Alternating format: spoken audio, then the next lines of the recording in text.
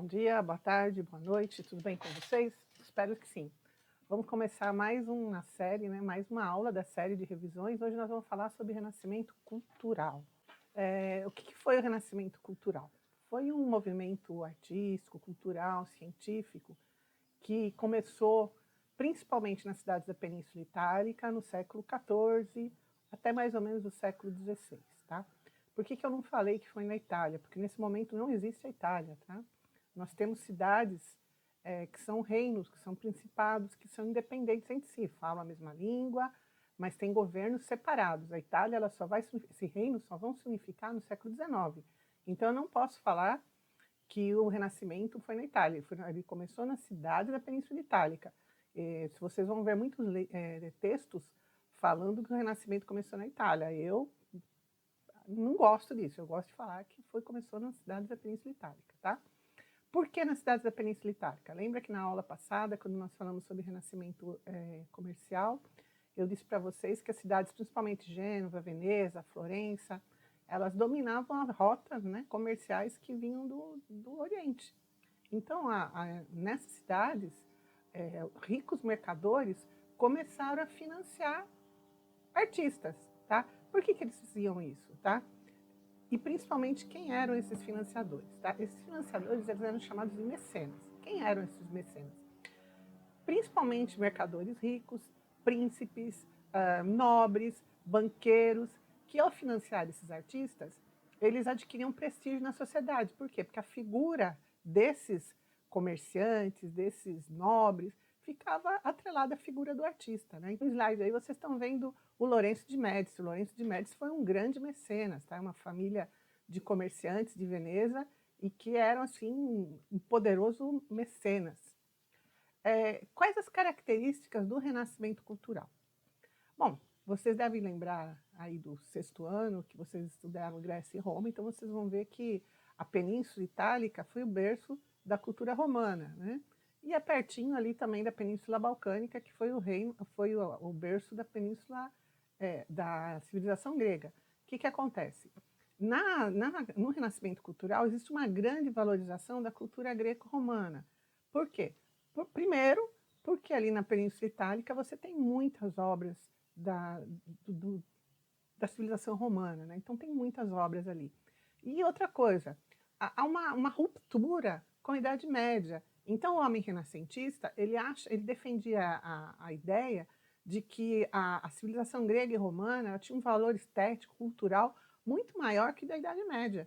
Então a gente pode entender o Renascimento Cultural como uma ruptura com a Idade Média. Você está rompendo com a cultura da Idade Média e partindo para um novo tipo de cultura, né? Outra característica que vai de encontro à Idade Média é o teocentrismo, é o antropocentrismo. Antropo é homem, né? Então homem no centro de tudo, né? Então o homem renascentista ele prega que o homem é o condutor da humanidade. O homem ele está no centro de todas as coisas, né? Isso vai de encontro à visão teocêntrica, que é a visão da Idade Média, que Teo é Deus, Deus no centro, né? Então é mais uma ruptura com os valores da Idade Média. Mas isso não quer dizer que o Renascimento Cultural é contra a religião. Não, de maneira alguma, tá? Eles só acham que, culturalmente, o homem tem que estar no centro. Deus é religião. Na cultura, nós vamos colocar o homem no centro, mas isso não quer dizer que o homem renascentista ele é contra a religião, ele prega o fim da religião de maneira alguma. Dá grande importância à razão. Os renascentistas eles não queriam mais a explicação religiosa para tudo. Por que aconteceu isso? Porque Deus quis. Não. Eles acham que tem explicação científica, racional para tudo que acontece no mundo, né? Então, dá uma grande importância à ciência e à razão. Nós vamos ver que no Renascimento Cultural tem um grande avanço científico. Busca do conhecimento em várias áreas, né? O Renascimento Cultural ele prega que o homem ele tem que ser bom em várias coisas, né? Em várias coisas culturais. Então, você vê o Leonardo da Vinci, ele é cientista, ele é escultor, ele é pintor, ele era o ideal do homem renascentista, aquele que domina várias fontes do conhecimento. Quais que as novidades técnicas do renascentismo? Primeiro eu vou falar das novidades técnicas da pintura renascentista.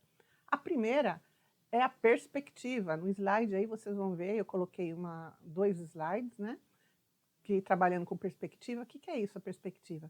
A perspectiva, através da matemática e da geometria, nós vamos dar profundidade ao quadro. O quadro está no plano, mas através da geometria dá uma ilusão de ter profundidade. Vocês estão olhando aí no slide, vai ter um pezinho, isso aí chama ponto de fuga. O que é isso? No ponto de fuga saem várias linhas do ponto de fuga, e isso vai dar uma ilusão de que existe profundidade no quadro.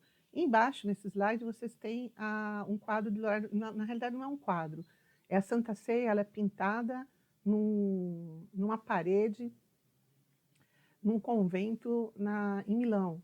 Então, dessa pintura na parede foi feita uma fotografia que virou quadro, mas na realidade é uma pintura numa parede. O que acontece? Vocês estão vendo aí que tem um ponto de fuga, está bem em cima da cabeça de Jesus Cristo, aí tem um ponto de fuga, e através desse ponto de fuga ele traça várias linhas, né, que dá profundidade. Então ele usa a geometria para dar profundidade aí aos quadros. Isso aí era moderno. Na Idade Média isso não existia. A utilização do claro e escuro. Então vocês vão ver aí, eu coloquei duas obras, né, a Dona com Arminho e a Mona Lisa. Então vocês podem ver que através do uso de claro e escuro, na Mona Lisa a gente vê bem, né? Então a roupa mais escura, o colo mais claro, o rosto mais claro, atrás você vê o céu, ele está escuro, claro. Isso é um contraste para dar volume ao corpo, né? Então você, usando essas novas técnicas, apesar de você estar colocando a pintura ela não é 3D, a pintura ela é chapada. Só que utilizando essas várias técnicas, você consegue dar volume ao corpo. Aí vamos falar um pouquinho do renascimento científico, que eu falei para vocês que teve um grande avanço, né? Então avançou muito a astronomia, matemática, física, anatomia. Eu não coloquei muitos cientistas, eu coloquei só o Copérnico. Por quê? Porque o Copérnico assim, foi imprescindível, porque para a teoria heliocêntrica, na Idade Média, a teoria era geocêntrica, geo é terra, né? Terra no centro. Então, na parte direita do slide, vocês vão ver que tem um slide falando de como que era a teoria geocêntrica. A Terra está no centro, aí tem a Lua e a Terra está girando em torno da Lua, que está girando... o Sol está girando em torno da Lua, que está girando em torno da Terra, né? Uma coisa bem louca aí, né? Pelo menos foi isso que eu entendi olhando esse slide, não sou cientista. Aí nós temos do lado de cá o heliocêntrico, o hélio Sol, né? Então, Sol no centro, né? Então, aí que realmente é o que ocorre mesmo. O Sol está no centro, a Terra girando em torno do Sol, tá? Então, isso aí foi um grande avanço, quebrou com o paradigma da Idade Média e a ciência vai avançar muito com isso. Nós também podemos citar o Galileu Galilei, que também falava sobre isso, inclusive a Inquisição prendeu o Galileu acabou quase, foi para a fogueira, acabou cumprindo prisão domiciliar porque questionou alguns dogmas católicos com relação à ciência no fim da Idade Média. Nós temos o Newton e nós temos o próprio Leonardo da Vinci, que era cientista, né? O Leonardo da Vinci ele era engenheiro, cientista, ele fez vários protótipos que o pessoal fala que ele tem o primeiro protótipo de asa delta, de submarino, de traje de mergulho. Ele fez armas de guerra, ele fez encanamento de uma cidade da Itália, né, que incrível que pareça. Então ele também é um cientista, tá? Então teve um grande avanço científico aí nesse momento. Aí eu coloquei alguns artistas, alguns quadros de alguns artistas do Renascimento, né?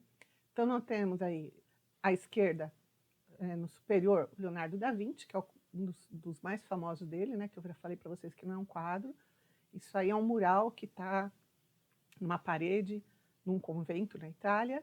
Nós temos aqui no lado direito um pedacinho do teto da Capela Sistina, que foi pintada pelo Michelangelo, né? Então vocês podem ver, apesar do artista renascentista ele pregar o antropocentrismo, ele ir de encontro com alguns dogmas da igreja, a igreja era uma grande financiadora, era um grande mecenas dos artistas renascentistas, tá? E na parte esquerda, embaixo, nós temos o Rafael Sanzio, que chama Escola de Atenas, essa obra. Essa obra eu acho muito bonita, porque dá para ver bem a questão da perspectiva. Olha, são vários planos, né? Se você for contando, são vários planos usando aí a perspectiva, a geometria, ele dá uma profundidade enorme ao quadro. E do lado de cá, a gente tem o Donatello, que era escultor, é uma obra do Donatello. Eu pus as 4 tartarugas ninja aí para vocês verem que eles eram artistas do renascentismo. E aí nós temos um renascentismo literário também, tá?